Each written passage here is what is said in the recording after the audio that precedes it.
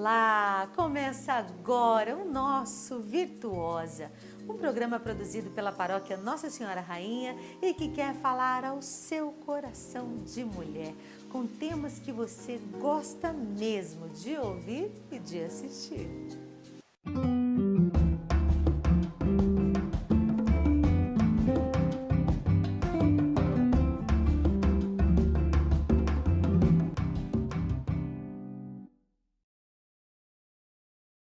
Você sabe o que é sinoterapia?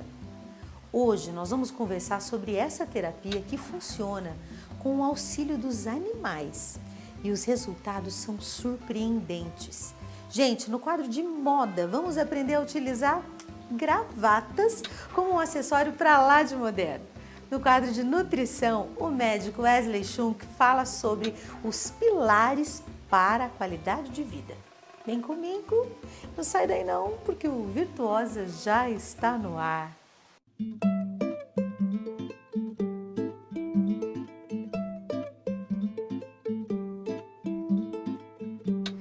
Estudos mostram que a presença de animais em nossa convivência alivia o estresse e reduz a pressão sanguínea. Apostando nesses benefícios, uma nova abordagem terapêutica chamada sinoterapia vem conquistando a confiança de muitos profissionais da saúde. Conheça agora um pouco mais sobre essa terapia. Esse aqui é o Zacarias, ele faz parte de uma terapia complementar que trabalha o poder do carinho animal, afetos que curam e transformam animais em terapeutas. Na verdade, a gente usa o animal como um coterapeuta, né? Ele faz essa ponte entre a criança, adulto, adolescente, depende do público que você está trabalhando, e a gente. Então, o animal é que vai trazer essa criança pra gente, trazer esse indivíduo pra gente, entendeu? É ele que vai fazer essa ponte. É através dele que a gente vai conseguir os resultados. No Brasil, a pet terapia ajuda na recuperação de pacientes desde a década de 80. Jabuti, calopsita e cachorros aqui são os donos do pedaço. Além de conquistar a afetividade de todos, ajudam no tratamento do autismo de forma bem especial. Os animais no tratamento do autismo, eles são capazes de estabelecer laços, vínculos com os meninos. Então, algumas vezes a gente não consegue chegar, ter como trabalhar e através dos animais a gente consegue realizar atividades, realizar tarefas com os meninos de uma maneira muito satisfatória. O projeto Cão Amigo Terapia existe há 5 anos e sobrevive da vontade de ajudar ao próximo. Hoje, a equipe é formada por 8 voluntários, entre adestradores, veterinários e sinoterapeutas. O voluntariado é a base de tudo e faz com que o projeto sobreviva. Às vezes a gente fica assim, eu não posso fazer caridade, eu não tenho dinheiro, não é só isso, né? A gente pode dar um pouco do tempo da gente, do amor, do carinho, do respeito. Eu acho que isso que é o mais importante. Então, isso para mim é muito melhor do que ganhar dinheiro, do que ter uma posição, um nome, um status. Eu já tive tudo isso como profissional. E hoje eu não quero mais isso, eu quero realmente ser alguém que possa ajudar, só isso. Todos os animais do projeto são da própria Luciana e possuem autorização do IBAMA. O material utilizado é criado, adaptado e confeccionado pela equipe. Tudo para garantir o melhor desenvolvimento e interação durante as visitas. Trabalhar cor, forma geométrica, o tato também, que a gente faz muito, que eles têm muita dificuldade em abrir, em manipular. Então eu comecei a trabalhar a roupinha e fiz essa de experiência. Hoje é a primeira roupinha que a gente fez e deu certo, né? Um diálogo sem palavras. Esses animais possuem o poder de agir como remédios vivos e conseguem colorir qualquer ambiente, deixando janelas abertas para a recuperação.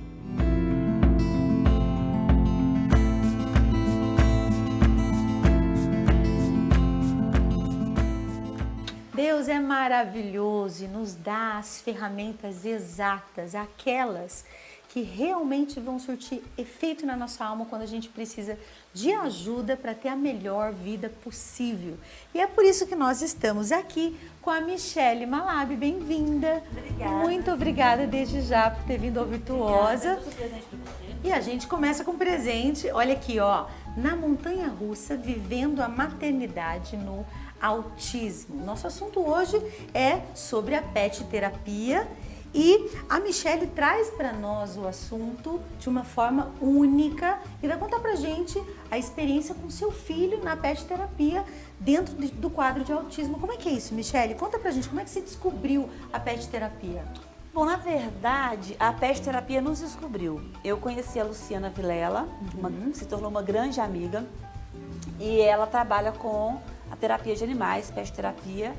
E através dessa amizade, ela achou que, por bem que o Pedro tivesse acesso à terapia, que iria ajudá-lo bastante. E realmente ajudou.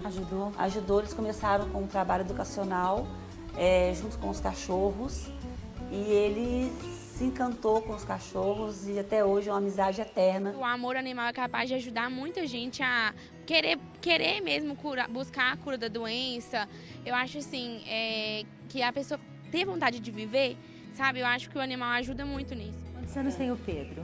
O Pedro hoje tem 14 anos. Desde quanto tempo ele vive essa proximidade com os cachorros? Com os cachorros da Luciana, mais ou menos, deve ter uns 7 anos. E você percebeu essa ajuda na recuperação, na estruturação, na integração do Pedro? Sim, os animais ajudam muito, inclusive pessoas com autismo, que elas têm dificuldade com a questão da empatia, Sim. do olhar, questões sensoriais bastante afetadas, o animal ele ajuda bastante. Porque tem o pelo, que eles começam a passar a mão, aí sente aquela textura diferente. Aí tem um pelo mais baixo, tem um pelo mais alto. Sim. E a questão do latido, que as crianças começam a entender que o latido acostumar com aquele barulho que pode vir de repente. Que o ruído já não provoca tanta reatividade aversão nas crianças. A gente tem as crianças, né, com deficiência mental e a gente sabe que o tratamento com animais, né, com os cavalos, ajuda muito na coordenação motora, né, restabelecer. Com certeza, é muito importante. Você sente essa diferença conforme ele vai se relacionando com os cachorros bem e de forma tão assim amorosa e saudável, ele passa a olhar você, todos os familiares ou os amigos de forma diferente? Sim, sim. Porque ele começa a trabalhar a empatia através do animal. E o animal não pede muita coisa em troca. Então, tudo que ele dava para o animal recebia aquilo de forma muito espontânea. E isso ia quebrando aquelas barreiras para que nós também chegássemos até ele. Olha, é importantíssimo você explicar. Quem está em casa, às vezes, não entende que no quadro de autismo existe essa reatividade, né? Existe essa proteção de si, proteger do seu próprio universo. E através do animal, isso pode ir sendo muito mais atenuado e provocando uma vida mais saudável. Existe um filme, Um Amigo Inesperado, que é uma história verídica, Sim. em que o menino ele simplesmente sai do quadro de autismo moderado e ele passa a ser praticamente imperceptível na vida adulta, é o Asperger, né? Através do animal. Os animais, até para quem não tem o autismo, é uma boa... sempre assim, meus filhos, eles têm o cachorro para ter aquela responsabilidade, para trazer eles, né, para ter o cuidado, para cuidar de uma outra pessoa. Então, acredito que isso deve ser bom para os autistas também. Quando foi que você percebeu isso, que isso era bom para o Pedro? Foi através só do conselho dela ou você teve alguma pista no seu dia a dia? Não, o Pedro sempre dava pistas. E nós tínhamos também um cachorro em casa, Sei. mas não era um cachorro terapeuta. Tem diferença, não é qualquer cachorro. Os cachorros são treinados para isso? São treinados para isso. São bem treinados. Não é qualquer cachorro que pode ser um cão terapeuta. Que interessante. Que diferença que tem no treinamento do cachorro? Isso é mais a Luciana que pode dizer, né? Mas em relação ao que eu observava, são cães mais tranquilos, não são tão agitados. Eles não são cães que reagem por exemplo, uma criança que pode vir apertar demais. Sim. Ou então vir São mais tolerantes, são treinados para tolerância. São treinados, são bem obedientes, são bem dóceis. É fácil a relação de emoção que existe aí, né? Essa relação criança-animal, né? O animal, para ele não tem nada que ele queira em troca, a não ser cuidado, alimento e amor. É isso a criança tem de graça e de sobra para dar. Então eu acho muito importante, muito válido. O que você diria para as mães que estão em casa e que às vezes têm primeiro vergonha, medo, insegurança, de dizer ou de contar que tem um filho com problemas e às vezes não consegue nem dar a mão ao filho para que ele se recupere, para que ele se integre na sua realidade? O que você diria para essas mães? Eu diria o que eu digo no capítulo do meu livro. O autismo tem várias nuances, tem várias características do autismo, mas o nome do meu filho não é autismo, é Pedro Miguel. E que elas não desistam dos seus filhos e não coloquem a síndrome na frente do filho. Muito obrigada por portar esperança, força, gentileza para quem está em casa, por ajudar com essa generosidade sua de ter vindo até aqui ao programa, ajudar quem está em casa e que às vezes não sabe muito como trocar e de verdade colocar o nome do seu próprio filho em primeiro lugar. Muito obrigada. Muito obrigada. Deus te abençoe muito, muito, muito. Obrigada. E você que está aí assistindo Virtuosa agora, sai daí não, tem muito mais coisa boa. A gente não terminou não, a gente volta já.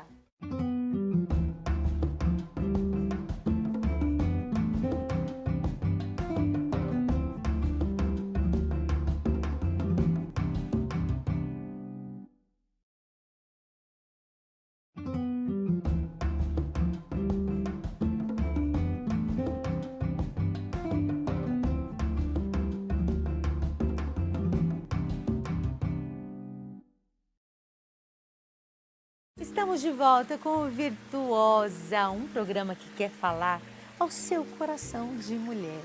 Agora nós vamos assistir o quadro de moda com a consultora de imagem e estilo Fernanda Fontes. Ela vai ensinar a usar gravatas, isso mesmo, esse acessório tão masculino que vem dando um toque de requinte em looks dessa estação. Dá só uma olhada. Olá, meu nome é Fernanda Fontes. Hoje falaremos sobre reutilização de gravatas.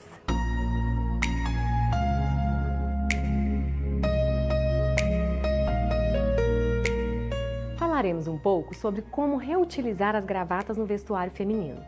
Ela surgiu na França no final do século XVII, quando os franceses adaptaram os lenços de linho que os croatas usaram durante a Guerra dos 30 Anos. A partir daí, a popularidade do adereço logo se espalhou pela Europa. Com até 14 maneiras de amarrá-las, os jovens vaidosos gastavam manhãs inteiras aperfeiçoando o acabamento dos nós. Mas a nossa ideia de hoje é usarmos nas mulheres e de uma forma prática e estilosa. Sabe aquela gravata que o seu namorado, marido ou filho não quer mais? Então, esta mesmo que nós vamos usar.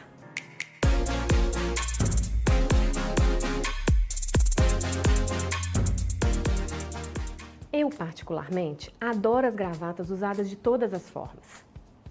Essa forma é muito simples de se usar e agrega muito valor ao seu look. A gravata será usada como um cinto, que será um prato cheio para as mulheres que não têm a cintura muito marcada.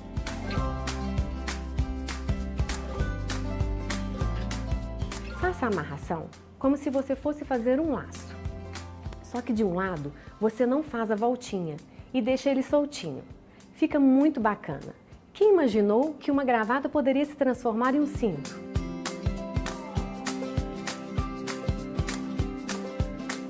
Essa segunda opção já vem sendo usada por muitas mulheres, com os lenços. E nós vamos fazer essa amarração com a gravata, nas alças de bolsas. Você poderá fazer de duas formas. Uma é amarrando uma gravata nas duas alças, iniciando com a parte mais fina da gravata, dando um nó. E depois vamos enrolando nas alças.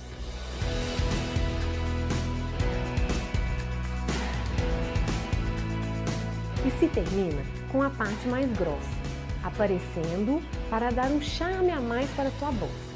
E a outra opção é amarrando duas gravatas diferentes, uma em cada alça. Está vendo? Você transformou a sua bolsa em um objeto personalizado. Isso sem falar nas estampas e tecidos das gravatas, que darão um diferencial à sua bolsa. A terceira forma será usando a nossa queridinha no pescoço, mas de um jeito todo especial.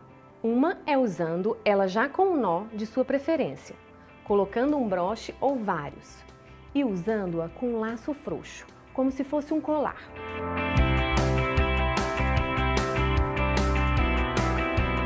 A outra maneira que utilizaremos será como um colar sem o nó, juntando seus dois lados com um broche, ou algo que segure os dois lados e que some beleza ao seu acessório. Uma dica legal é que você poderá colocar, junto com a gravata, outros colares.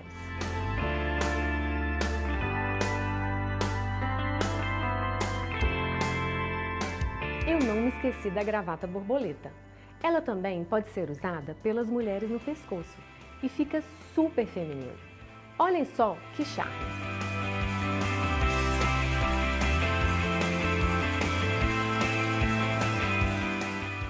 Então, meninas, a partir de agora, dê asas à sua imaginação.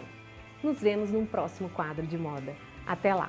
Como pequenos detalhes podem mudar completamente um look, não é mesmo?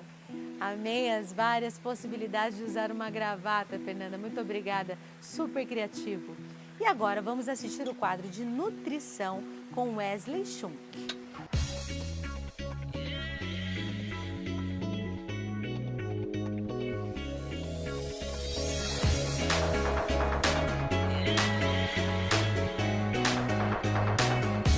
Olá pessoal, meu nome é Wesley Schunk, sou médico e hoje vamos falar sobre pilares de qualidade de vida. O primeiro pilar de qualidade de vida é uma alimentação saudável. Uma coisa que as pessoas têm que entender é que existe uma diferença entre alimento e produto alimentício. Alimentos são coisas que vêm da natureza, como fruta, verduras, hortaliças, carne, peixe, frango. Já os produtos alimentícios são os alimentos industrializados, que são os alimentos que contêm conservantes, corantes e produtos químicos, que geralmente estão em pacotes. Baseado em uma alimentação saudável, quais são os alimentos mais indicados? Uma fonte de proteína de boa qualidade é o peixe, a carne, frango e ovos. Boas gorduras são do abacate, do óleo de coco, das castanhas, do óleo de peixe, que é o ômega 3. Existem um mito falando que gordura engorda, fazem mal. Pelo contrário, você deve consumir a quantidade ideal que faz muito bem para a saúde. Você já deve ter ouvido falar de profissionais que preconizam a alimentação de 3 em 3 horas. Isso já caiu por terra. Atualmente, o que eu oriento os meus pacientes é você comer quando tem fome.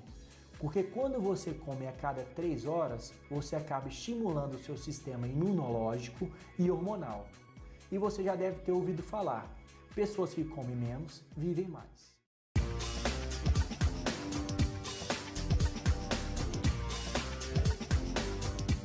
Uma outra dica que eu dou aos meus pacientes é não beber líquidos durante as refeições.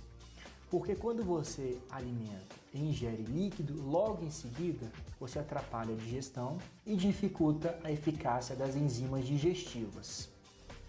E falando em líquidos, quais são os ideais para se ter uma dieta saudável? Café com moderação, água de coco à vontade, suco de limão e chá, mas não os industrializados. Já o tópico sucos, dê preferência a consumir a fruta, ao invés de sucos, porque a fruta possui mais fibras e, portanto, menos quantidade de frutose, não eleva o nível no sangue de glicose. Portanto, dê preferência às frutas do que os sucos. Obviamente, as frutas sempre são saudáveis, mas para quem quer emagrecer, o uso das frutas deve ser moderado, de uma preferência de frutas com baixo índice glicêmico, como frutas vermelhas, morango, framboesa, que auxiliam no emagrecimento. Uma coisa que eu sempre gosto de falar para os meus pacientes é que a vida é um equilíbrio. Não faça dela um sacrifício. Espero que vocês tenham gostado. Eu te encontro no próximo quadro de nutrição. Até lá! É incrível quando a gente lê o Evangelho, a gente observar, eu e você podemos observar que Jesus sempre priorizava aqueles que estavam enfermos, que precisavam de atenção, que precisavam de cuidado. No meio da multidão, está Jesus andando no meio da galera e ele dizia assim: alguém me tocou. Como assim, Jesus? Como assim, Jesus? Está todo mundo ao seu redor, está todo mundo chegando perto do Senhor, como assim alguém te tocou? E ele dizia: alguém me tocou, mas alguém me tocou honestamente, alguém me tocou sinceramente. E eu acho maravilhoso quando ele tem um encontro com o cego. Imagina você, imagine comigo, Jesus se encontra com o cego. É lógico que a gente vai pensar: Jesus cura o cego, por gentileza. Jesus cura o cego, por gentileza. Mas sabe o que Jesus faz? Sabe o que Jesus faz?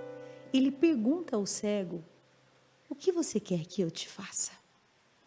É sensacional a liberdade e a forma maravilhosa com que o Senhor nos olha, não primeiro com os nossos limites, mas quem nós somos. Quando nós ouvimos aqui a história da Michele e do seu filho Pedro, quando ela nos diz que ela aprendeu a chamar o seu filho, não de o autista Pedro, mas Pedro, o meu filho, tudo muda. Tudo é muito diferente.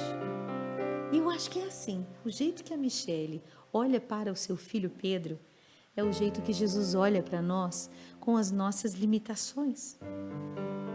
Com o que a gente tem de ruim, com o que a gente tem de difícil. E quando eu chego diante do Senhor, Ele não está olhando para o que eu tenho de limitado. Ele olha no fundo dos meus olhos, com toda a simplicidade que lhe é típica de Deus, e me pergunta: Ziza, o que você quer que eu te faça?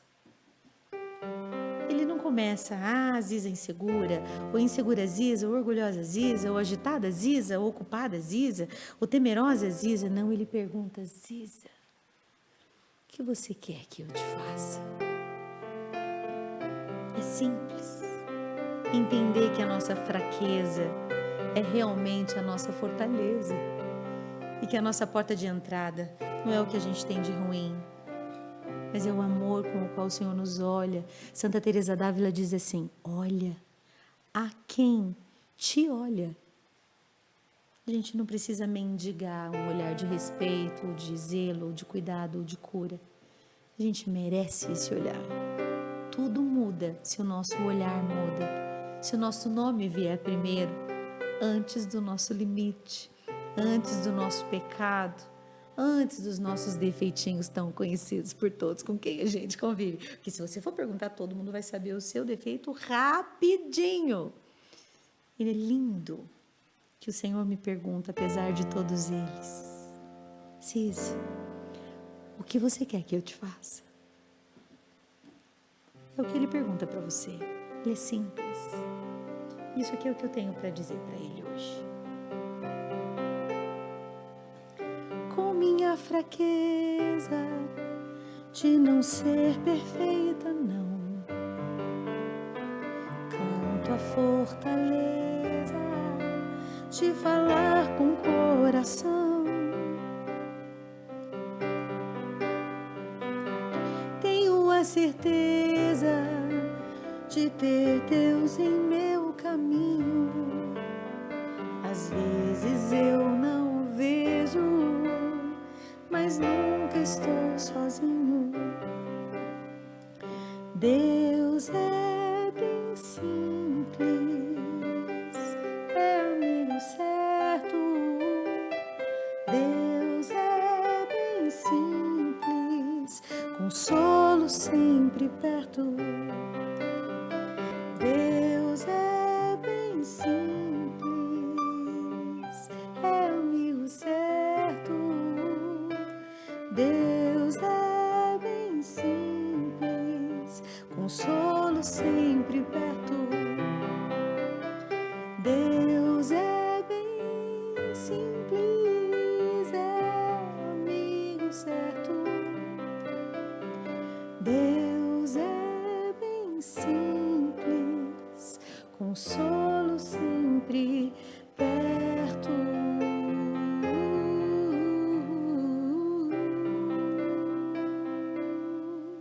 Coragem, Deus te espera e te chama pelo seu nome.